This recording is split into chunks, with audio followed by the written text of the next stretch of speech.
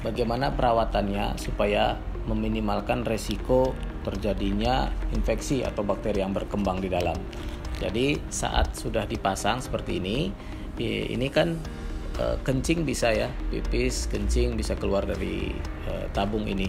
Cuman memungkinkan adanya sisa kencing, sehingga cara pembersihannya yang pertama dengan air dulu dimasukkan ke dalam ya, dengan gayung atau dengan spet atau jarum suntik yang jarumnya sudah dilepas, kemudian disemprotkan, kemudian dimiringkan supaya sisanya keluar.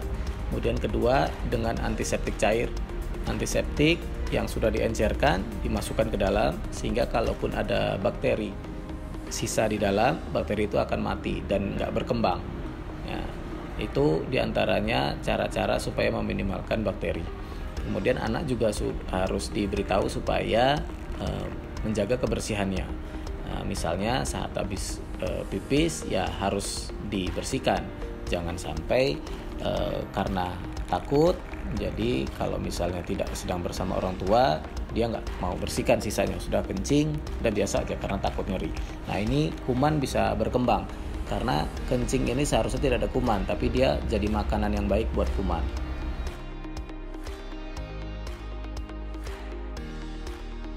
Jadi saat pemasangan klem nanti akan diukur berapa ukurannya.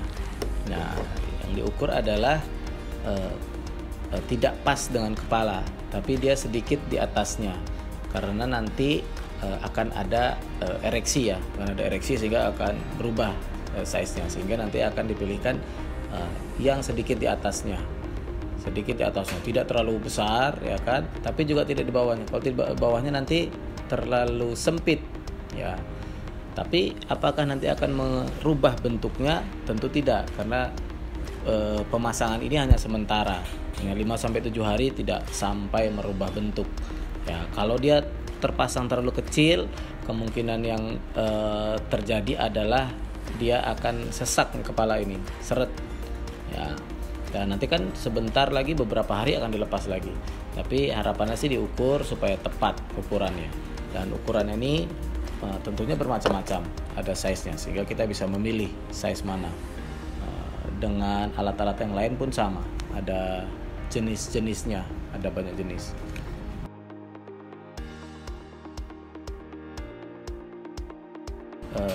Metode klem ini menggantikan fungsi jahitan. Jadi kulit yang dijepit nanti akan menghasilkan kulit mati.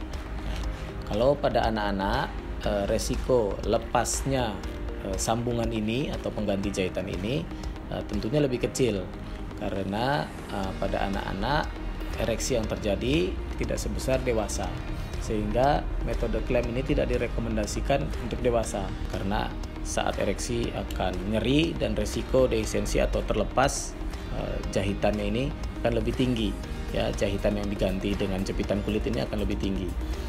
Sedangkan pada anak-anak resiko ini lebih rendah, walaupun kemungkinan itu masih mungkin terjadi.